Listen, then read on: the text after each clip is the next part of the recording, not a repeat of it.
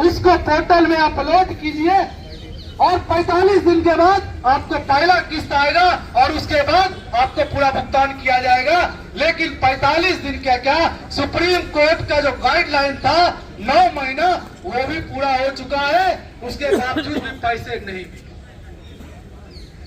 हमारे पास आधार कार्ड है, भारत की सरकार बताए कि आधार कार्ड की वैध मान्यता है या नहीं, वो पहचान पत्र के रूप में है या नहीं।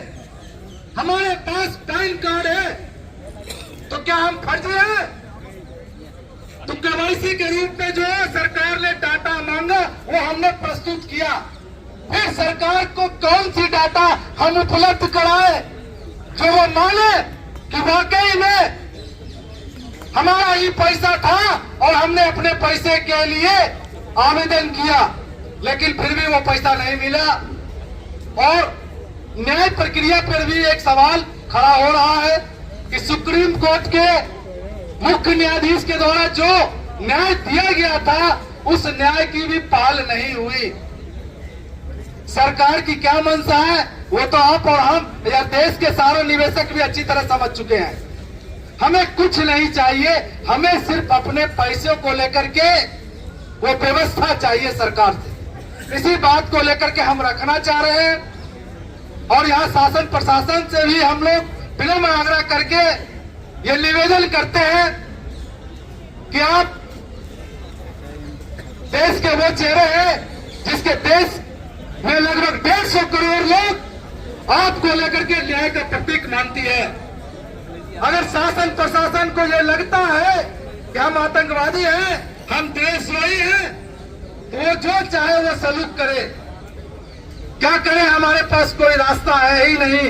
आप बता दे कि हम क्या करें, कौन सा कैसे जाए, हमारी बात कैसे सुनी जाए, कैसे रखी जाए।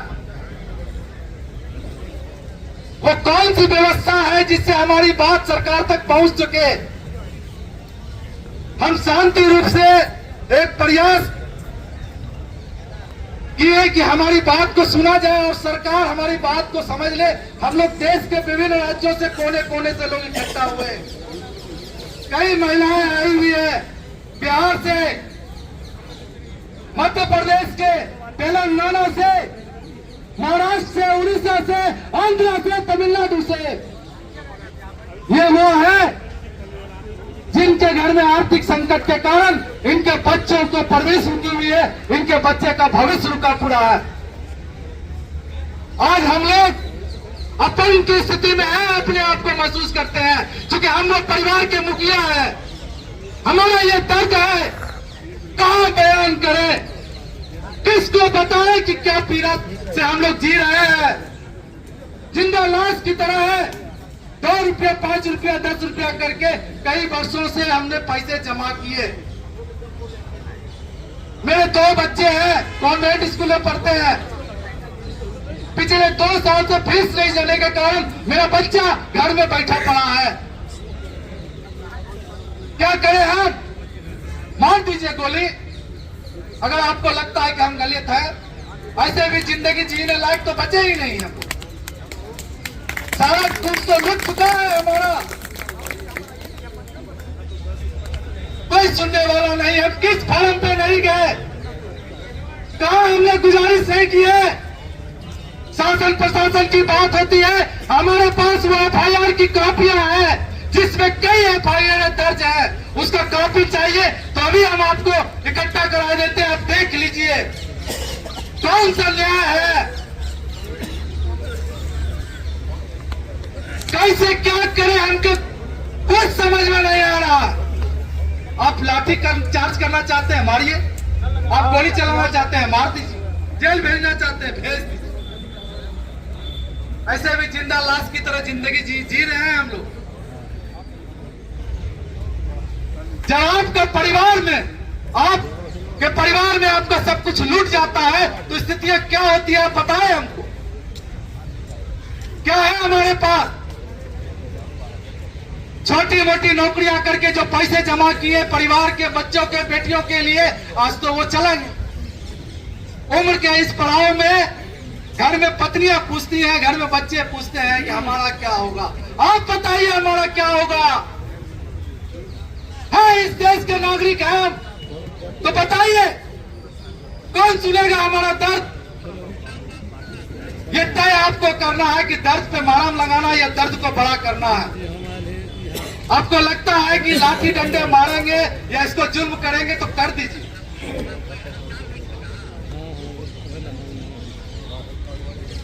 गूंगी बहरी ये सरकार, होश में आओ, होश में आओ। गूंगी बहरी ये सरकार, ये निवेदन करते हैं। गूंगी बहरी ये सरकार, गूंगी बहरी ये सरकार। हम शासन प्रशासन से निवेदन करते हैं, हमारी वस्तु स्थिति को समझते हुए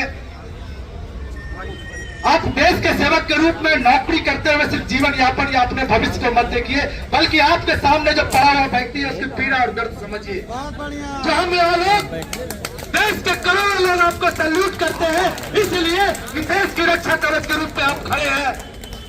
कोई जाना हो जिस रक्षा कवच को लेकर के हम अपने आप में फक्र और घमंड महसूस करते हैं। यहाँ दिल्ली के जंतर मंतर में पूरे देश को एक ऐसा मैसेज ना जाए कि देख लीजिए कि रक्षक जो है भक्षक के रूप में नजर आ रहे हैं।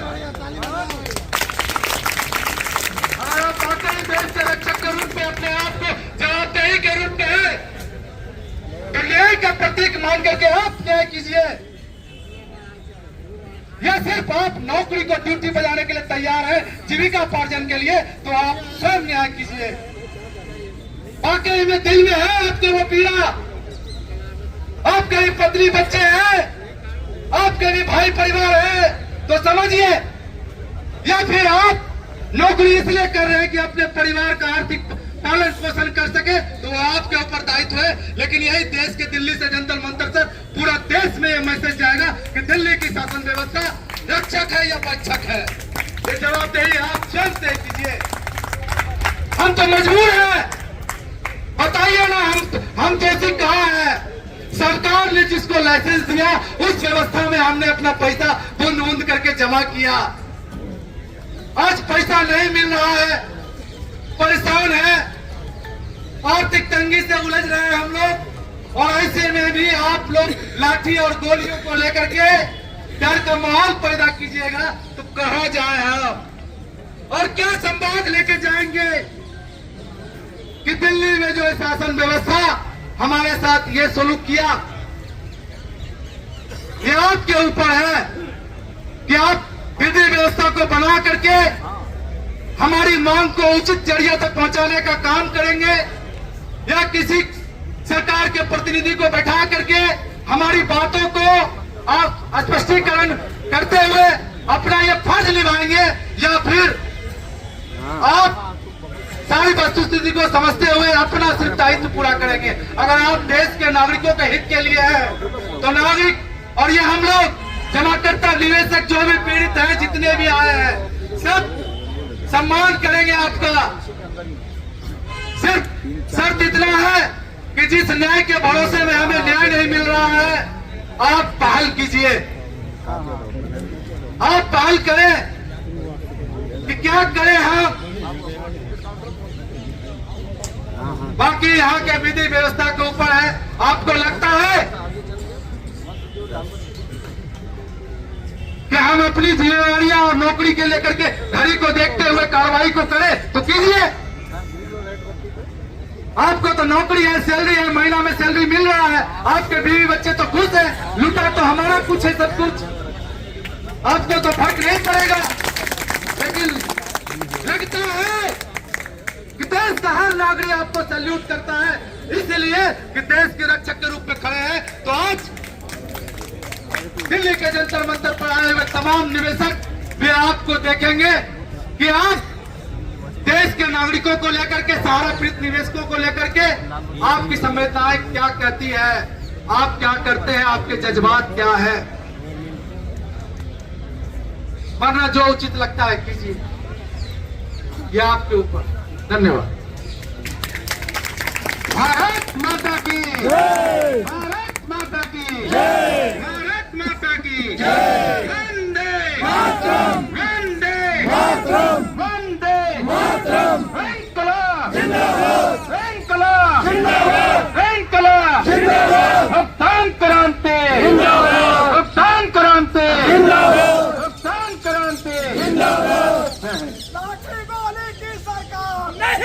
चलेगी नहीं चलेगी। आप बिहार में अब संसद नमस्कार। लाइसेंस क्यों दिए लाइसेंस? जो सरकार जिन लोगों से हम लोगों ने पैसा लिया था वो कोई करोड़पति अडानी अंबानी टाटा बिरला नहीं था। जिससे हम लोगों ने पैसा लिया है और जब वो घेरते हैं हमें तो हमें उन पर भी तरस आती है, आंखों से आंसू आ जाएगा कि वो विधवा जिसे कोई कमाने वाला नहीं, वो खुद नौकरी करके और फिर 10-10 रुपया इकट्ठा करके और हम लोगों ने उनके घर से 10-10 रुपया इकट्ठा करके और जब भाई देखिए साथियों, आपको सभी को मालूम है पूरे देश के अंदर जो सारा से पीड़ित साथी हैं, जिसकी कहीं कोई सुनवाई नहीं हुई थी, उसने अपने प्राणों का बलिदान दिया।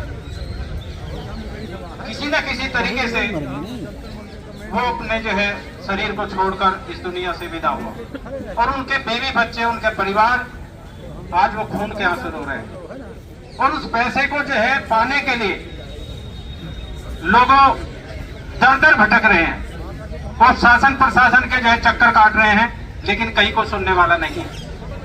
और इसी चीज को देखते हुए आज हम दिल्ली के जंतर मंतर पर आए थे ताकि सरकार हमारी बात सुने और जल्द से जल्द हमारा पैसा मिले और जो जिसके काम रुके हुए थे उन कामों को जो है आगे बढ़ाने के लिए ये सरकार से याचना करने के लिए हम यहाँ पर आए थे।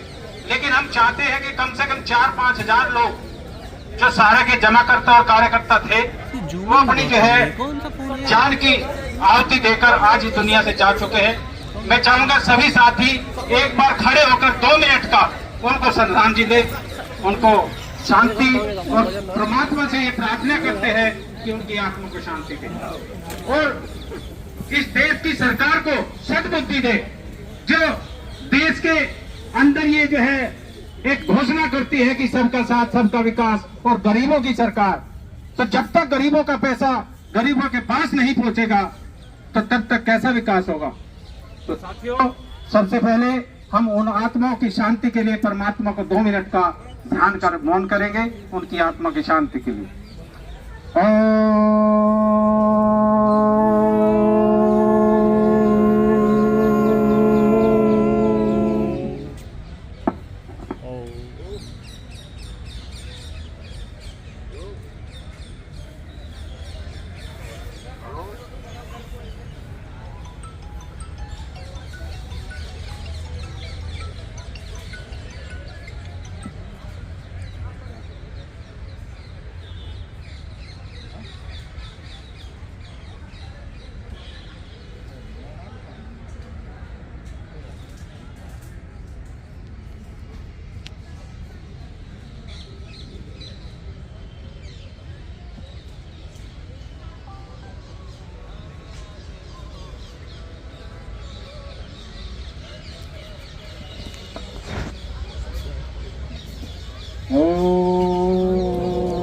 शांति शांति शांति।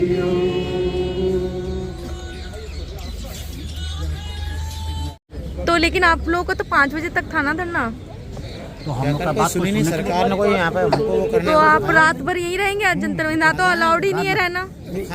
हमारे केंद्रीय नेतृत्व जिनके बैनर तले हम लोगों ने पूरे हिंदुस्तान से आया है, उनका जो निर्णय होगा उसके तहत आंदोलन की आगे की कार्रवाई जो है वही विचार विमर्श होगा। यहाँ नहीं रुकने देंगे। कौन बोल रहे हैं? प्रशासन रुकने नहीं देगा। प्रशासन कौन होता है? नहीं, टाइम लिखित में दे रखा तो टाइम में तो हम लोग गिरफ्तारी देने को तैयार हैं भाई। हम लोग गिरफ्तार करें हम लोग। सर आप लोग जाएंगे नहीं? जंतर मंतर से नहीं जाएंगे? नहीं, अभी नहीं जा रहे। तो गिरफ्तारी हो जाएगा आप लोगों का। देखिए, ये जो कानूनी प्रक्रिया है उसका हम सम्मान करते हैं, लेकिन हम लोग गिरफ्तारी देने को तैयार है। लेकिन हम अपनी बात रखने के लिए हम कानून अगर चाहेगा हमको अरेस्ट करना तो अरेस्ट करने के लिए हम तैयार हैं। हाँ ठीक है, गिरफ्तारी हमको तो आपने तो 5 बजे तक की अनुमति ली होगी ना? 5 बजे की अनुमति ली है, लेकिन अभी हमने प्रशासन को कहा है कि हमारी जो मांग है, हमारे जो ज्ञापन है, सहकारिता मंत्रालय को जो है कोई भी मंत्री आए या कोई भी अधिकारी आए वो हमारी बात सुने और ज्ञापन ले जाए।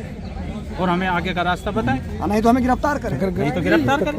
सीधी सी बात है। हम तो सब लोग बैठ जाइए। देंगे नहीं। हमें कुछ भी होगा। सभी तो देखिए ये लोग लगातार कह रहे हैं कि अब कितने दिन तक बैठे रहेंगे फिर कभी यहाँ? तक जब तक कोई हमको आश्वासन नहीं देगा तब तक, जब तक भुगतान नहीं होगा, नॉट ऑन आश्वासन। Okay. They have to pay our money, then only we have to leave from here, otherwise there is no question to go outside.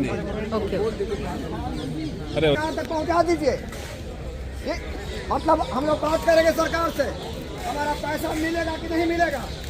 अगर नहीं मिलेगा तो हम लोग सब लोग गिरफ्तारी देंगे। हम लोग गिरफ्तार करके आप लोग जेल में ले चलिए, या सरकार को हमारे संदेश को पहुंचा दीजिए। यहाँ से कोई हिलने वाला नहीं है।